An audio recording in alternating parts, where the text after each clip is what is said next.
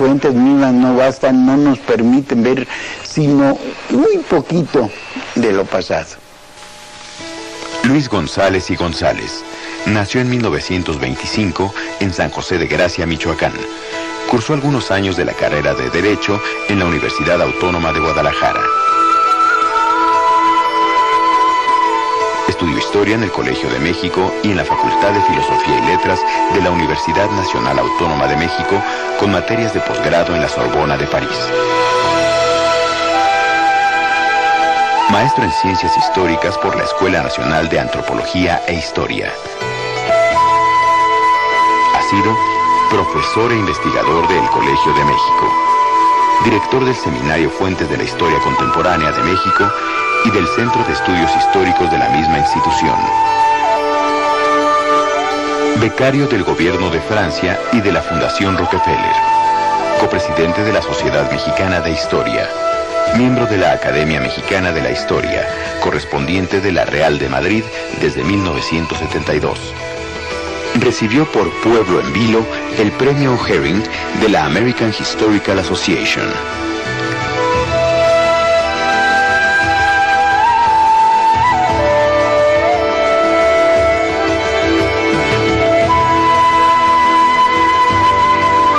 Entre sus principales obras destacan Fuentes de la Historia Contemporánea de México, libros y folletos, Invitación a la Microhistoria, Nueva Invitación a la Microhistoria, La Querencia, El Indio en la Era Liberal, El Siglo de las Luchas, Los Artífices del Cardenismo, Atraídos por la Nueva España, Los Días del Presidente Cárdenas, Todo es Historia, El Oficio de Historiar y Pueblo en Vilo.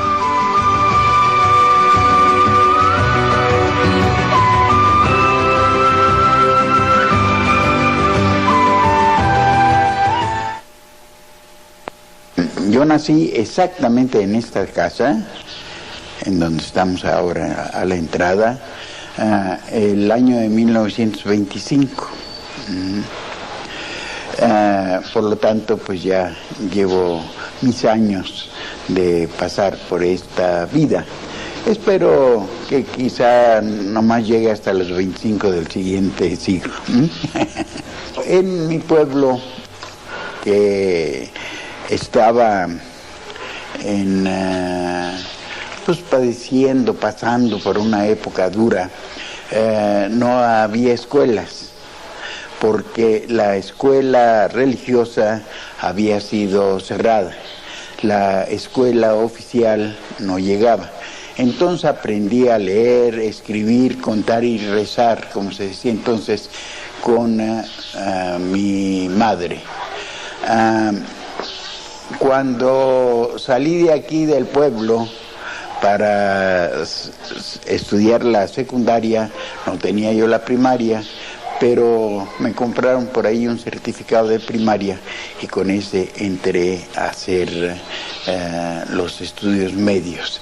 Esto fue en el Instituto de Ciencias de Guadalajara.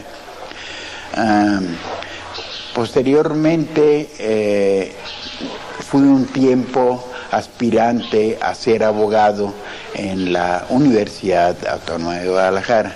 Aquí en esta casa, mis padres, particularmente mi padre, hablaba constantemente de sus antepasados, de quienes habían hecho este pueblo, de cómo habían pasado las cosas desde 1888, en que se fundó el pueblo, hasta ya los años de 1930 y tantos y todo.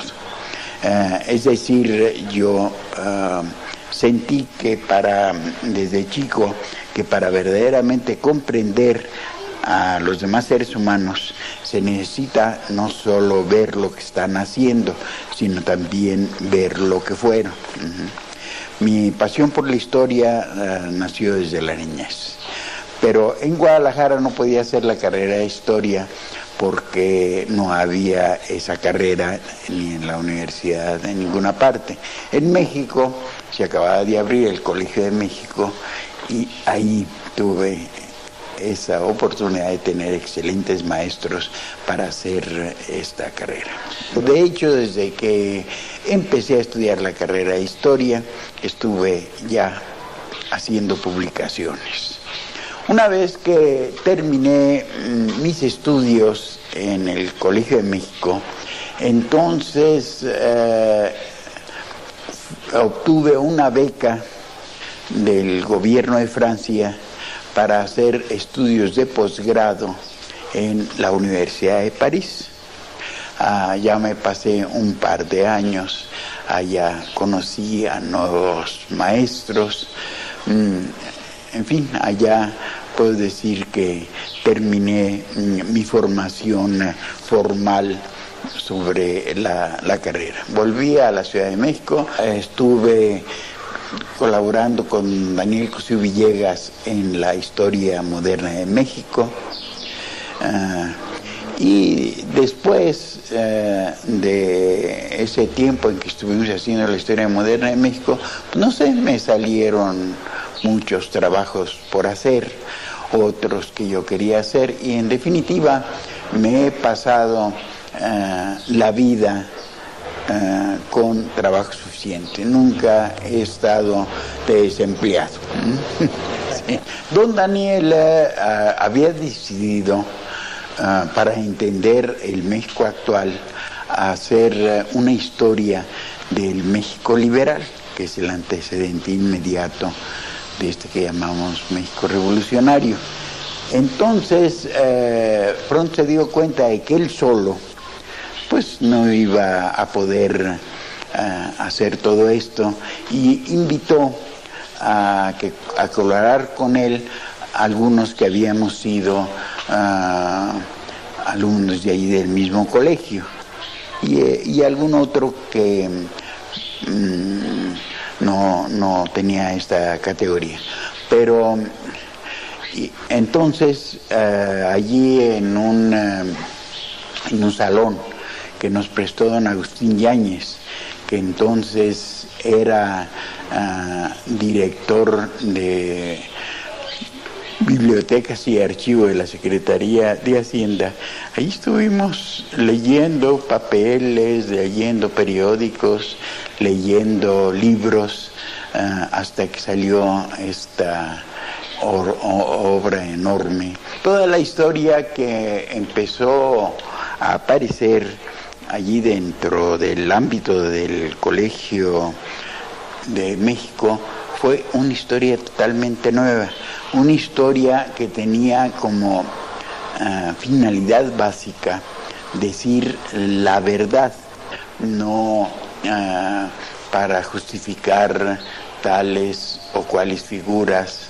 para difamar a otras, sino simple y sencillamente para dar con la vida tal y como fue en la época de la República Restaurada, es decir, en la época de Juárez y de Lerdo, y después en la etapa de Porfirio Díaz. Sí hay una crítica que se le pudo haber hecho y que no se le hizo a la Historia Moderna de México, que era un libro de 10 volúmenes, y cada uno de los volúmenes de más de 500 páginas.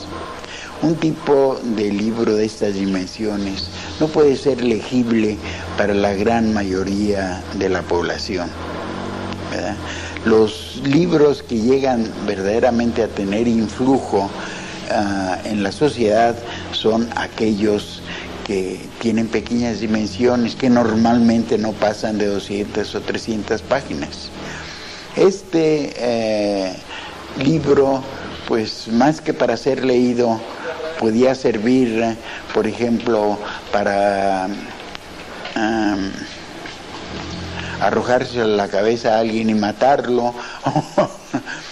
Es decir, no tenía funciones propiamente de comunicación como debe de tener todo libro. Del Colegio de México yo recuerdo con mucho agrado las lecciones del doctor Silvio Zavala, que era el director del Centro de Estudios Históricos.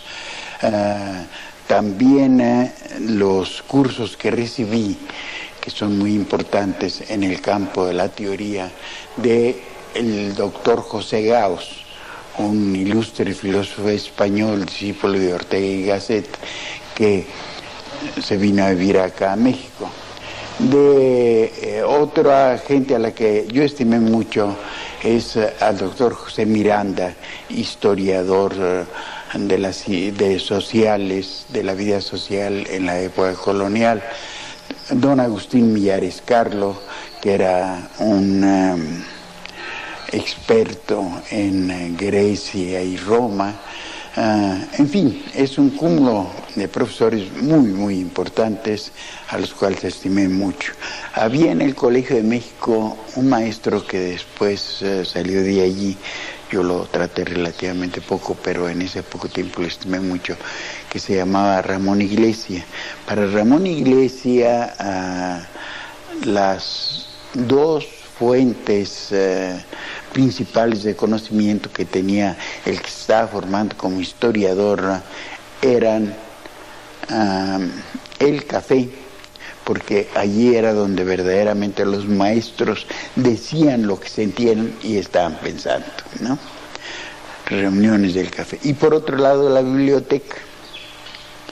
Entonces tuve esa enseñanza doble, y desde entonces he seguido teniendo la manía por reunirme en café con los amigos y la manía de leer y coleccionar libros.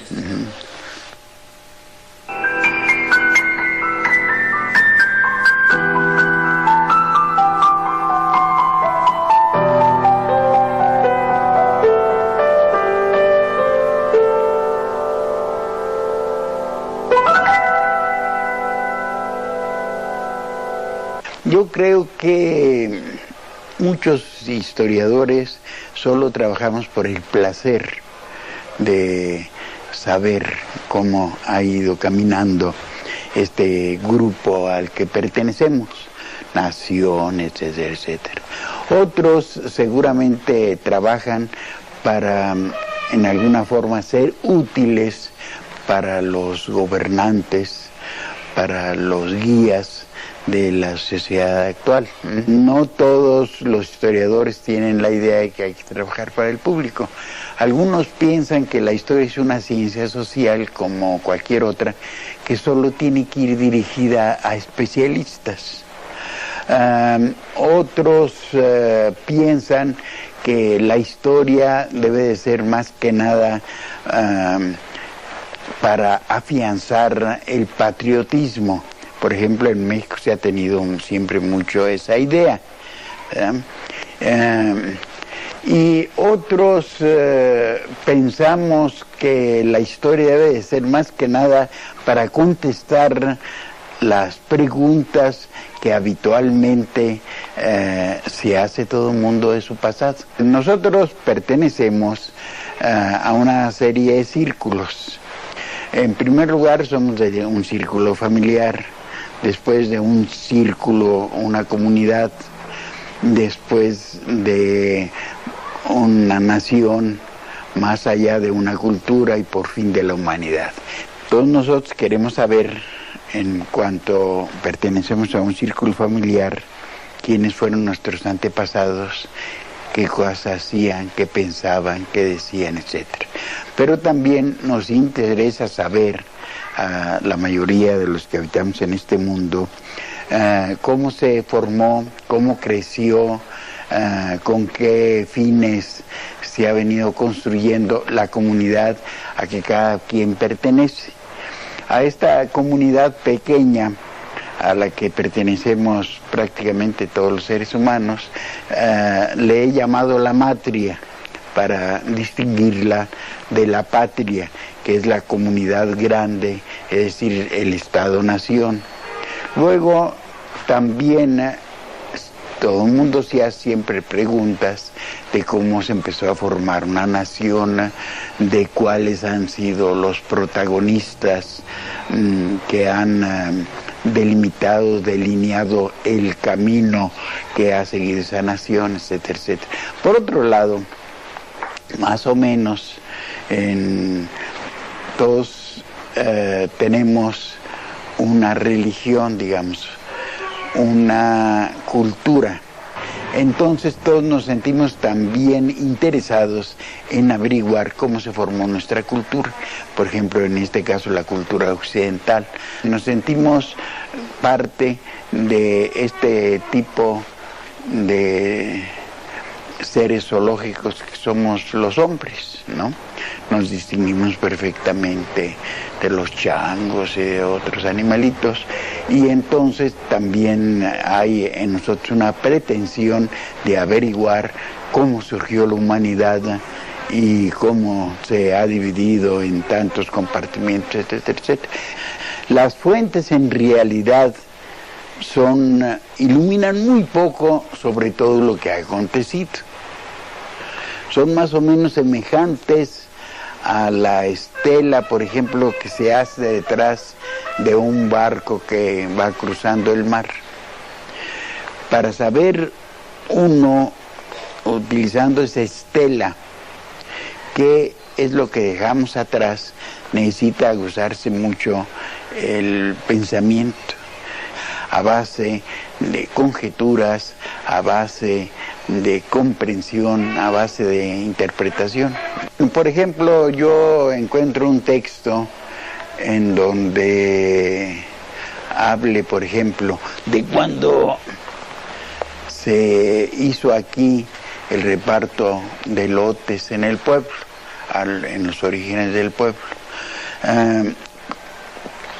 El tener ese texto y tener nombres así de tales o cuales gentes no significa mucho.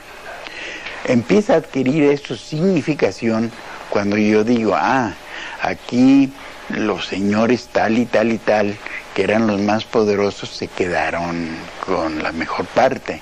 Aquí obviamente se dividieron los lotes de acuerdo con las familias, ¿verdad?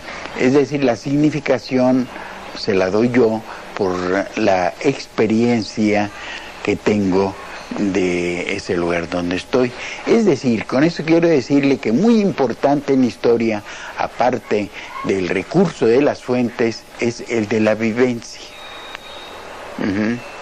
Si no se vive en el contexto que se está explorando hacia atrás, no se puede conseguir nada. Para ponerle un ejemplo, en un artículo de un historiador norteamericano, decía que los seguidores de Zapata habían idolizado a grado sumo al caudillo, porque en lugar de dirigirse a él como a los demás seres humanos, él había encontrado cartas en donde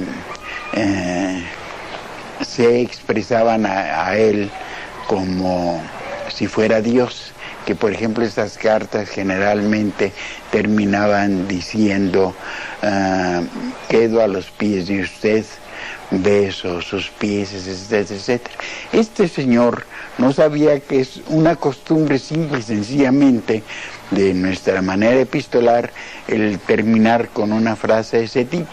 Entonces no comprendió y creyó que los seguidores de Zapata lo veían a él como un dios. Es decir, tiene uno que comprender las costumbres, las tradiciones de un lugar para así interpretar cada uno de los datos que aportan las fuentes. Para entender perfectamente o lo mejor posible lo que ha pasado, se necesita escoger un tema que tenga que ver con la vida presente. Debe de ocuparse de aquellos fragmentos del pasado que estén más de acuerdo o más cerca de la cultura, del ambiente en el que vive el historiador. Alguien que nunca ha peleado, por ejemplo, no puede entender cómo se han hecho las guerras. Alguien que no ha tenido o no tiene determinada religión no puede entender esa religión en otras épocas. Es decir, la experiencia y la formación personal tienen que ver mucho con la historia que se haga. Por ejemplo, en mi caso, escogí el tema de San José de Gracia porque entiendo o pretendo entender las formas de pensamiento, las actitudes, las ideas, los modos de conducta de aquí, y por lo mismo me es fácil entender cosas que se dieron en otra época.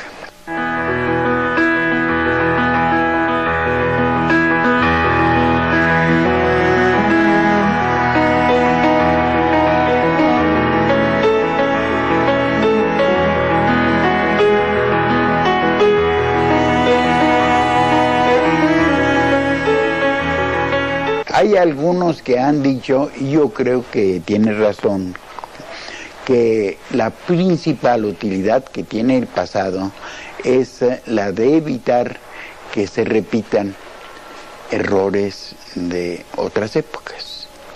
Mejor dicho, algunos dicen que entre el psicoanálisis y la historia hay un parentesco muy próximo. El psicoanálisis utiliza como recurso el hacer recordar al paciente cómo vivió, qué conflictos tuvo con sus padres, con sus paisanos, etc. Y gracias a que se acuerda de cosas que le sucedieron en su casa, en su comunidad y todo, logra librarse de ciertos malestares en el presente. Se dice que la función del historiador es en el mismo sentido. Otros, por ejemplo, incluso creen que los niños de ahora, para ser los patriotas, no hay como contarles en la forma como lo fue Hidalgo, Morelos, en fin, otros muchos héroes nacionales.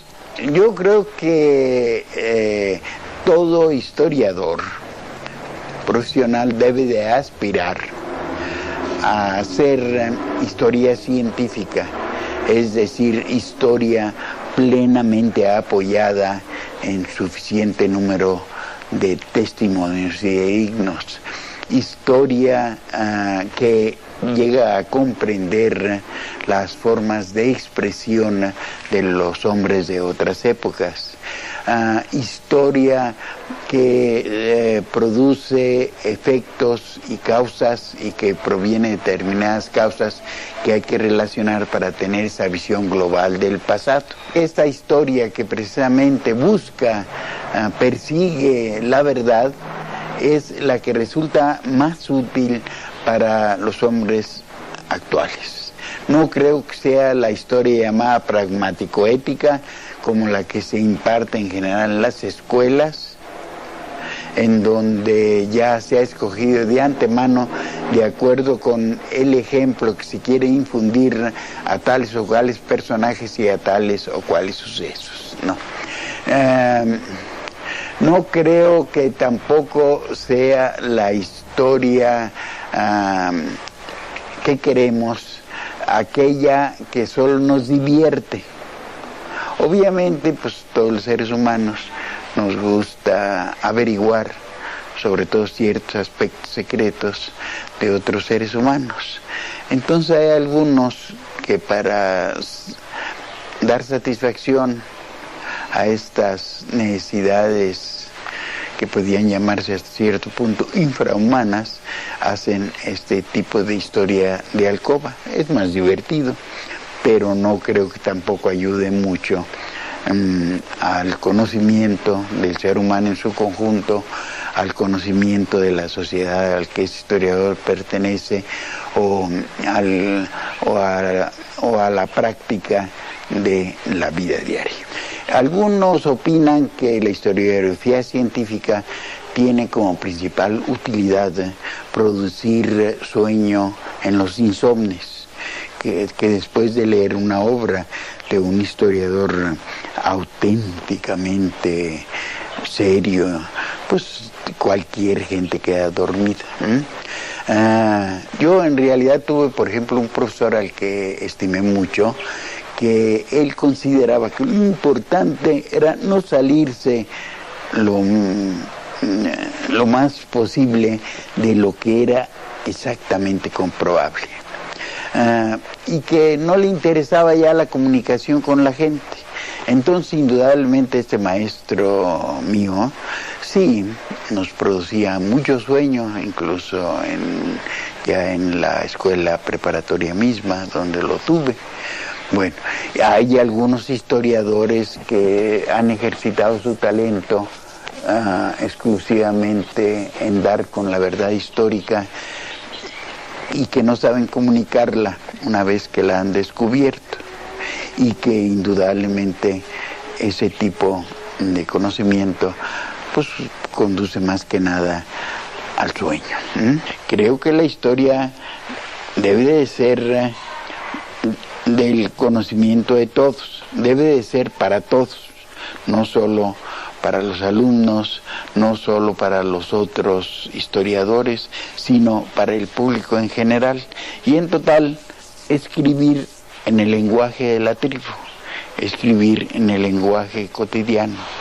Un elemento casi indispensable en el quehacer histórico es el de hacerse una imagen interina del pasado que anda uno investigando, que normalmente a eso se le llama hipótesis, ¿no? Dice uno, supongo que la gente entonces, en el rumbo que estoy viendo, vivía así, pensaba así, etcétera, etcétera. Entonces, los documentos, lo que tienen que ir haciendo, los testimonios, es desbaratando todo lo que no corresponde a la realidad de esa imagen interina que tiene uno del pasado. Uno tiene que llegar lo más cerca posible de la vida vivida, de la realidad vivida, de la historia vivida. Entonces, todo aquello que le va estorbando la hipótesis, pues lo va haciendo uno a un lado. Sin embargo, como digo, hay estas filosofías de la historia que insisten en que ellas ya tienen la idea de la totalidad y que lo único que hay que hacer es aplicar esa idea de la totalidad a cada uno de los sectores de lo humano. Yo estoy totalmente en desacuerdo con eso. Se necesita, obviamente, una hipótesis, pero no se necesita una filosofía a la que haya que dar gusto con la investigación histórica. Con lo que es muy, muy importante es saberse desprender en el momento necesario de todas esas ideas que falsifiquen el pasado histórico. Indudablemente que es más fácil supuestamente hacer historia agregando, llenando las lagunas de conocimiento con ficciones tomadas de una filosofía de la historia o tomadas de otras historias relativamente parecidas. El historiador, a mí me parece, que está comprometido exclusivamente con la verdad.